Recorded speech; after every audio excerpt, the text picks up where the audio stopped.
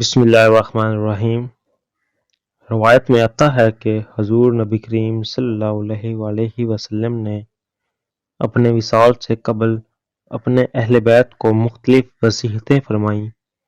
آپ نے حضرت سیدنا علی المرتضیٰ رضی اللہ تعالی عنہ کو بلایا اور فرمایا، اے علی، فلاں کے چند درہم میرے ذمہ واجب ہیں جو میں نے اسامہ بن زید رضی اللہ تعالی عنہ کے لشکر کے لیے ادھار لیے تھے، تم انہیں ادا کر دینا۔